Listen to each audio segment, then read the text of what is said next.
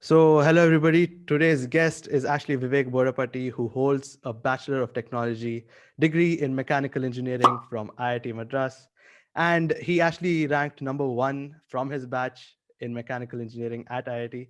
He knows a fair amount of C, C++, HTML, CSS, JavaScript, Arduino, and R language. He's had many accolades in his life and so many awards and so many projects. He also knows four languages: English, Telugu, Hindi, and German. And currently, he's actually pursuing his PhD at Stanford University with full scholarship, and hence, he's not paying a single buck. His research focus is on studying the combustion and kinetics of fuels in shock tube experiments using laser diagnostics and spectroscopy. And I really don't know what that means, but he's here today to help us all understand about his research and about how he went to Stanford. So, hello, Vivek. How are you doing today? I'm good. Thanks for having me, and thanks for the detailed introduction. Yeah. So, Vivek, let's get right into the interview. So, how did you actually get into Stanford? Can you give us maybe some insights? Your GRA, your GPA, your LORs, that Mhm. sort of thing. Uh, so, in general, uh, grad applications typically follow the same process. So, you have to start getting involved in research, especially if you're looking at a PhD, right from your second year of your undergrad degree, probably. And that's what I did. I talked to a few professors back at IIT and got involved in projects that I thought were of interest to me. And Mhm. that's where my interest in combustion and chemical kinetics and in general fluid mechanics started.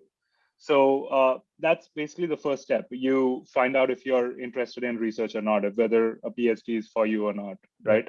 So yeah, that's what I did in my second year. And once I knew that I was interested in research, the next step is obviously I started applying for research internships in my third year, Mm-hmm. uh, and I applied to a bunch of internship programs, some funded and some which are not funded. But luckily, I got into the research internship for young academics program at the Ohio State University, Oh, okay. which Mm-hmm. yeah, which is a 2.5 month internship during the summer after my third year. Mm-hmm. Uh, so there, that was again fully funded, and I got to visit the Ohio State University, work at one of the labs of my interest there for two Right. and a half months, Mm-hmm. and learn more about what uh, a graduate student's life in research would look like. I got to interact with students working at the lab there. I got to work on hands-on on interesting experiments Yeah. in laser diagnostics. So Mm-hmm. that was a really interesting experience for me, and that was what inspired me to actually go for a PhD as opposed to just a master's. Mm-hmm. So yeah, I would say that is where I concretely made the decision of going for a PhD.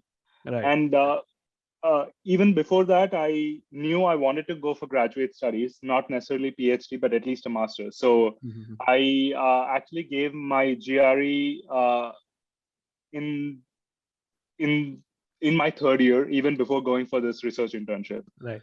So GRE preparation, I think I just followed what my seniors advised me to do. It was Uh-huh.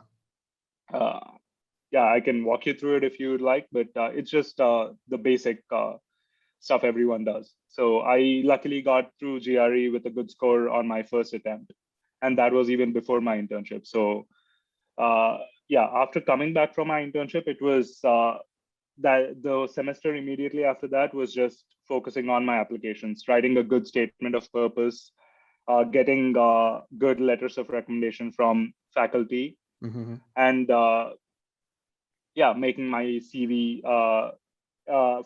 figuring out how to exactly sell my profile to get into a good school. Yeah. Right. So if I'm not wrong, your GRE score is actually 335 out of 340, right? Yes, that's correct. Yeah. People would definitely like to know how you actually prepared for it. Yeah. So I actually went to some GRE prep classes. after my second year in Mhm. IIT, I think. But I didn't really find that really helpful. I think it was a bit too early for me to do that, and I wasn't really focusing much because I still Okay. had time before I actually took Yeah. GRE, right? Yeah. Yeah. So yeah, but one thing was those classes helped me understand that GRE was not really that big a deal. You know, it was pretty crackable. It wasn't a scary exam per se. Right. Right. So yeah, I would say I actually seriously started preparing for GRE maybe 6 weeks before I actually was supposed to give the exam, Uh-huh. and uh, my preparation mainly included a lot of studying vocabulary, and that was through this app that you can find on Magu? the App Store. It's the Magoosh vocabulary app. Right. That was actually really helpful. Mm-hmm. And coming to GRE math is actually pretty simple for students in India pursuing engineering Right. degrees. It shouldn't be a big deal at all because their math is pretty much high school level. Right. So yeah, so math didn't really need much prep. The verbal section needed additional prep in apart from just practicing vocabulary, and I Mm-hmm. had to actually practice the exact question models that would appear on GRE. So for that, I used this book called the 5 Pound Book of GRE Practice Problems, Oh, okay. and yeah, that was really helpful. And then right before the test, I took maybe a couple of practice tests that you can find online Mm-hmm. just to get a sense of how you would perform on time and actual GRE exam questions. I see. So how long was this preparation that you did for GRE? Uh, I started 6 weeks before the exam, but I would say anywhere from a month to 6 weeks of serious prep before GRE would be good. Right. Okay. So, can you tell us what opportunities maybe bachelor degree students should grab in their college in order to have a good profile for either masters or PhD at top universities like Stanford? Mhm. Yeah, I would say the first thing obviously is if you're aiming to get into a good school, you need to maintain a good GPA. Yep. So pick your classes right, uh, study for your exams, actually try to maintain a decent GPA throughout before you're applying.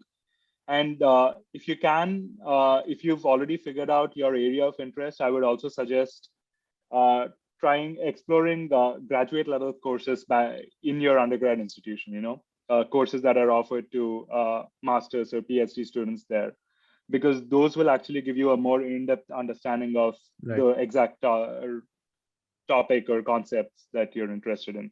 Yes. Yeah. So that really helped me. I took a couple of graduate level courses in fluid mechanics and combustion, which Mm-hmm. was helpful. And graduate courses also help because you get to interact with faculty members about those concepts in Yeah. more detail, right? So Mm-hmm. you can actually build a relation with the faculty member, and if you perform well, you can also approach those same faculty members to try and find out more about their research projects and try and get involved in them if you can. Right. Yeah. The So, other thing yeah. is, yeah, go on.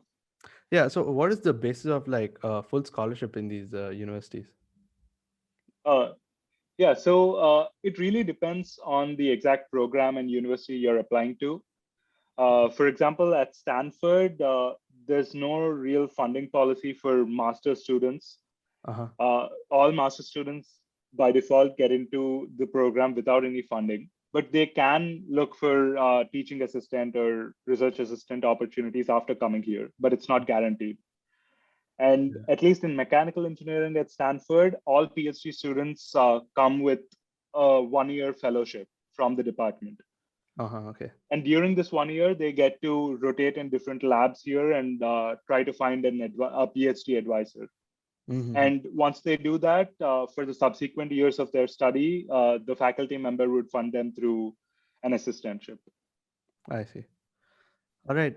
So, can you tell us, give us some insights about your PhD experience at Stanford? Like, maybe how many patents do you have under your name, or how many research papers have you published? Things like that.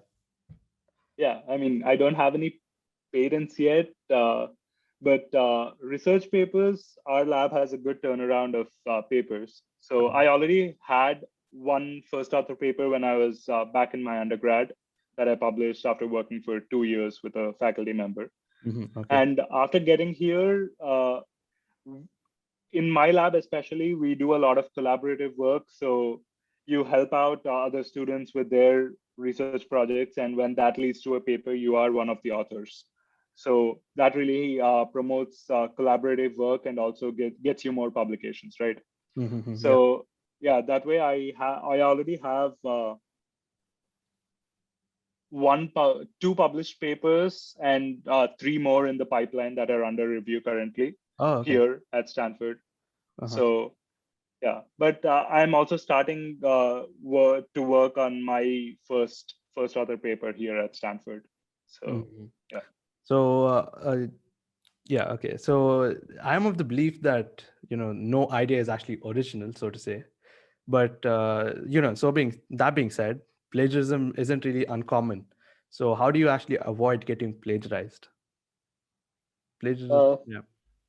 yeah, that's a good question because plagiarism is sort of a very sensitive topic in academia, especially because academia is really based on the honor system, right? So Hmm. Yeah. uh, you just have to be honorable and not plagiarize other people's work. So Yeah. that's totally on you. And there are a lot of these journals or conferences, when you submit papers, they have plagiarism checks in place.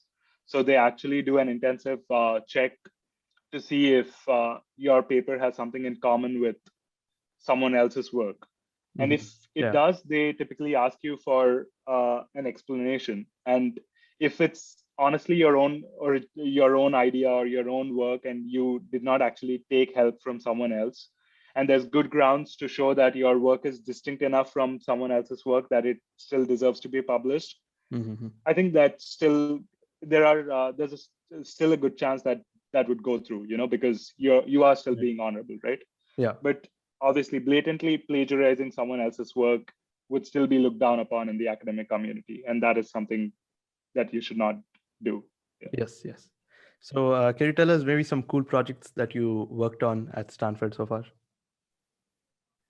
Yeah. So my lab, a lot of what we work on is in the fields of combustion, chemical kinetics, and laser diagnostics. So we Mhm. essentially use lasers to study fundamental gas dynamic processes and fluid mechanics and reactive combustion systems. So we have the applications are mostly aerospace or even sometimes in automobiles and any Mhm. system that uses combustion, basically. And my specific research, the project that I currently work on, it has to do with sustainable fuel analysis. So, as you know, aviation in general produces a lot of carbon dioxide and leads to global warming, right? Yep. Uh, so there is this new kind of fuel that is being developed, and there's a lot of focus on it. It's called sustainable aviation fuel, and Uh-huh. they come from more sustainable sources. They lead to reduced carbon emissions. Right. Okay. But the problem is that the testing and approval process for these fuels is really time taking and cumbersome currently.